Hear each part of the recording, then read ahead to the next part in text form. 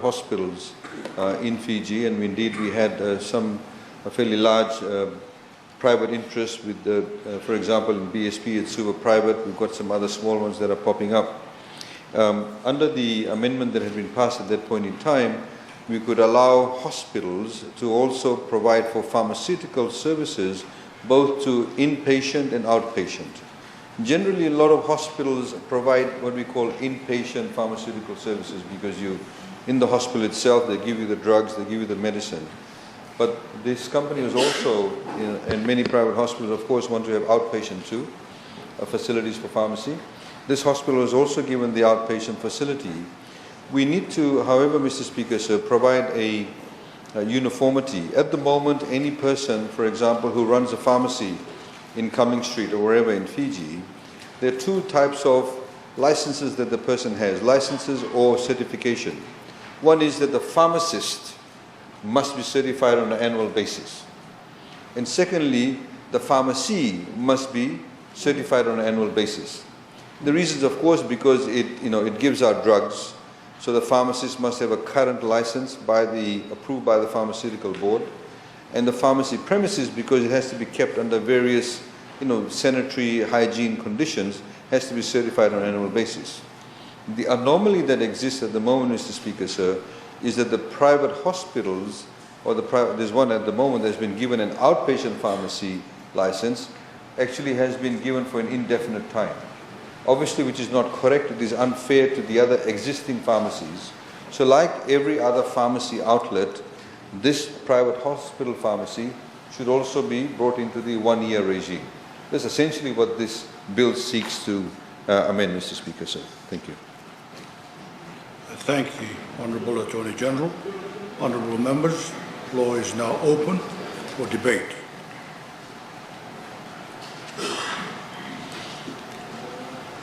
At the end of the debate, we will have a right of reply from the move. As there is no one wishing to take the floor, I give the floor to the Honourable Attorney General, speaking his right of reply. Thank you, Mr. Speaker, sir. I have nothing further to add. Thank you. Honourable members, the Parliament will now vote. The question is, pursuant to Standing Orders 51, A, that the Pharmacy Profession Amendment Bill 2020 be considered by Parliament without delay. B, that the bill must pass through one stage at a single sitting of Parliament.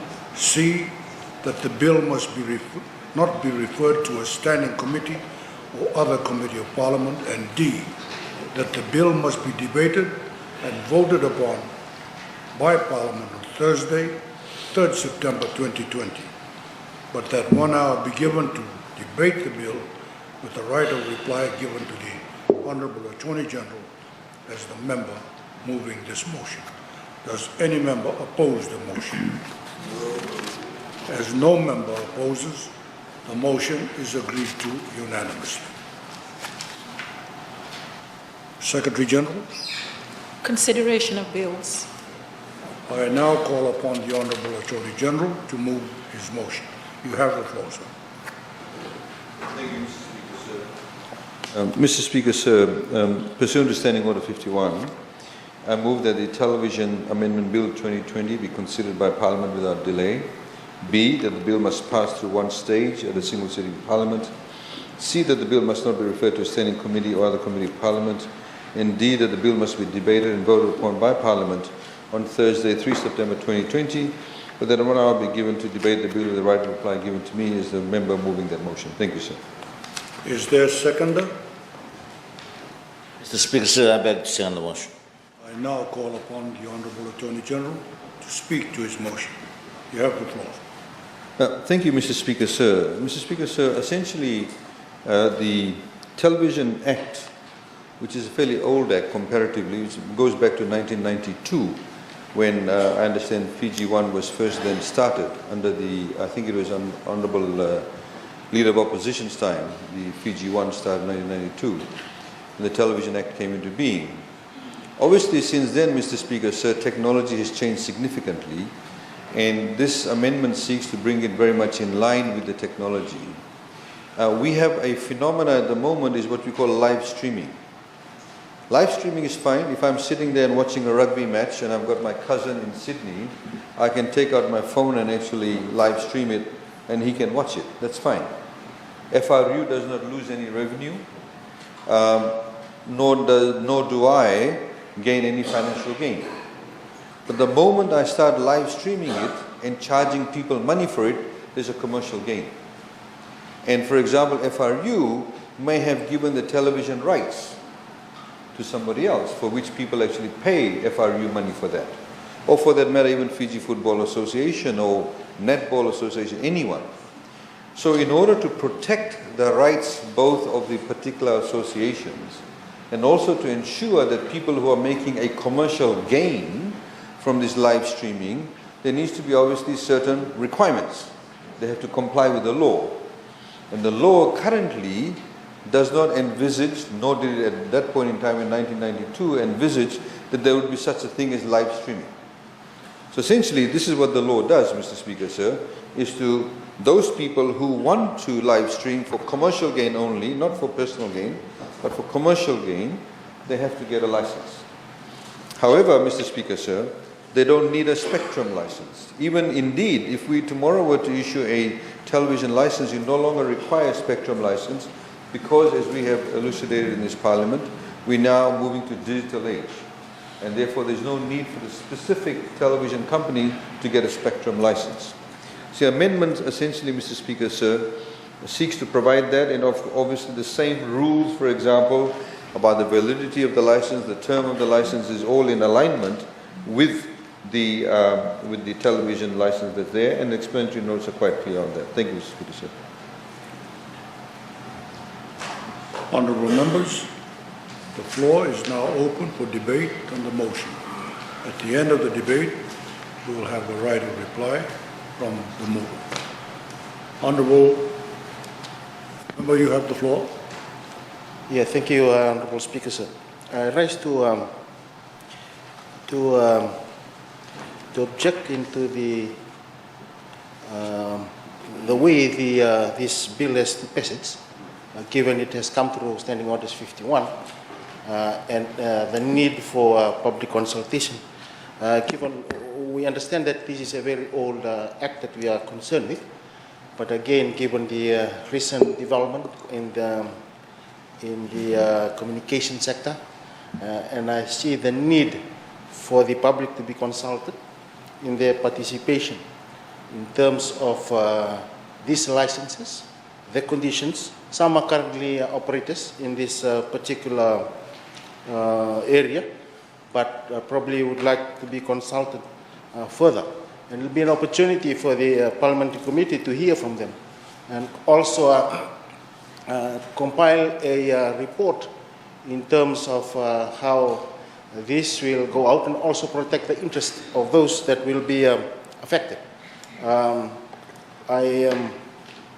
is my view, sir.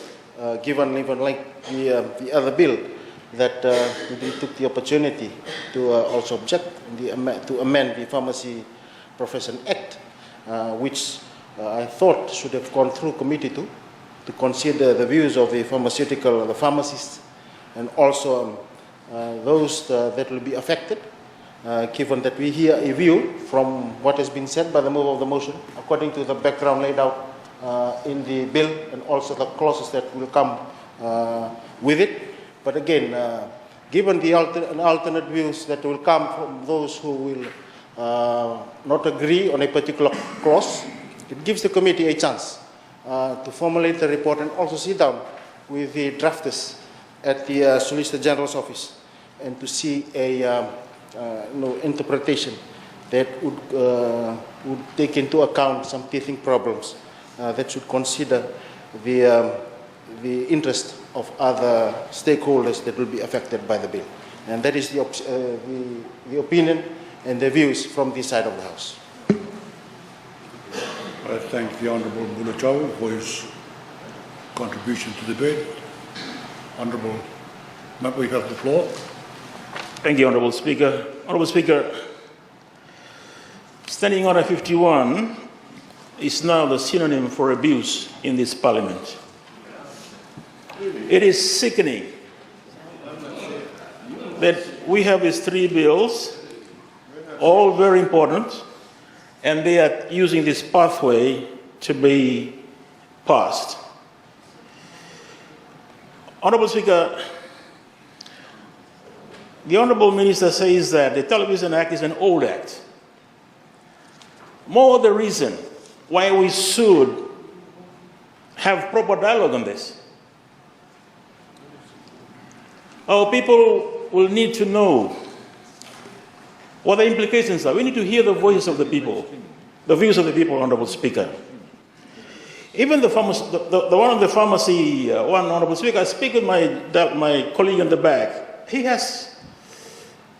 understands what is happening, but there are other issues that should be brought to a committee to be discussed so that we fully understand the implications of these bills.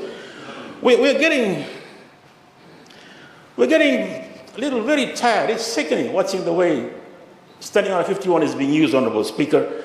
And on Thursday, Honorable Speaker, for us, we are prepared to debate on some motions that have been passed by the Beans Committee.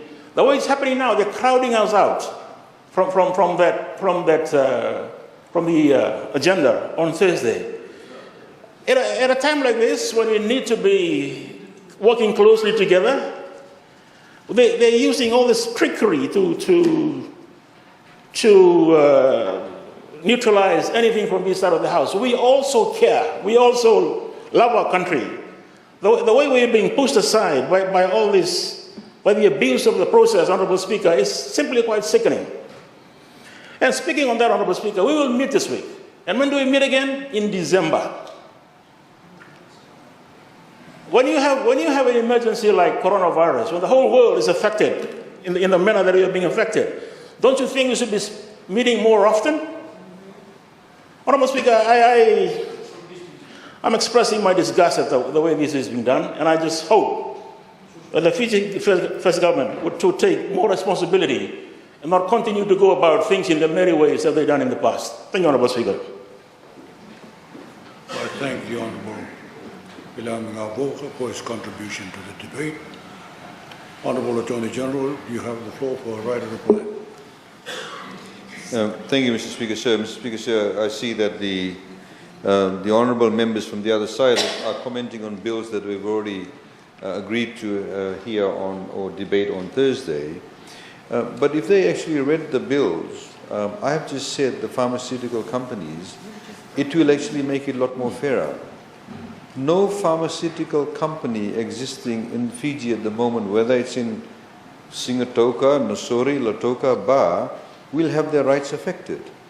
In fact, they will actually want this bill in place because it makes sure that they don't get treated differently to a private hospital that's been given an outpatient pharmacy license. It brings them all in alignment.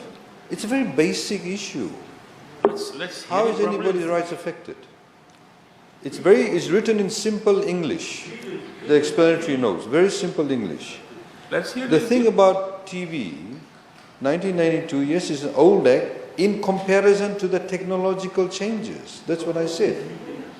Live streaming, Mr. Speaker, sir, is the only aspect of this particular amendment that will be incorporated into the substantive law, which is how do we address live streaming. Now we have in Fiji a lot of people who may not necessarily be going to the grounds, who may be actually watching live TV, watching a sport from the comfort of their homes, or they may be concerned that if I go have a lot of public exposure, I might have unwarranted exposure to COVID-19. So the reality of the matter is we're using more digital technology. So in this age, in this fervor of using digital technology, we want to ensure that the sporting organization's capacity to earn revenue is actually protected. If Fiji TV, for example, or FBC or MyTV buys the rights from Fiji Rugby Union or Fiji Football Association to televise a game live, but at the same time they know that there are other people using their phone, there are people who are doing it, to live stream the game and charge people money for it, what do you think will happen to the value of the rights that FRU, FAE is selling those rights? It will be significantly diminished. So it protects them. It protects our sporting organizations. So that's all it simply does, Mr. Speaker, sir. So I cannot see all this kafafal about it. The reality of the matter is that we understand that the committees at the moment are also currently restricted in the manner in which they can interact with members of the public.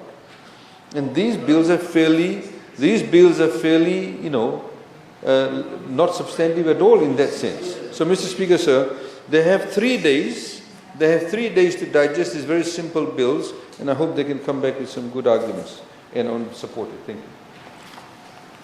Honourable members, Parliament will now vote. The question is pursuant to Standing Orders 51. A, that the Television Amendment Bill 2020 be considered by Parliament without delay.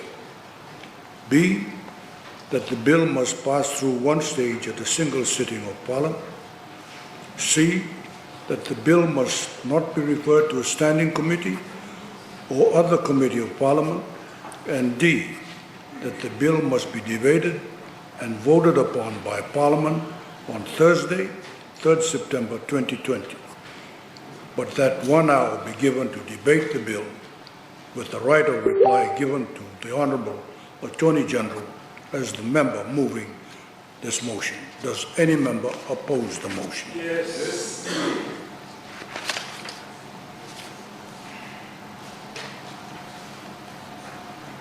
As there has been opposition, those in favour say aye. Aye. Those against say nay. Nay. The ayes have it. Motion is agreed to. Secretary General.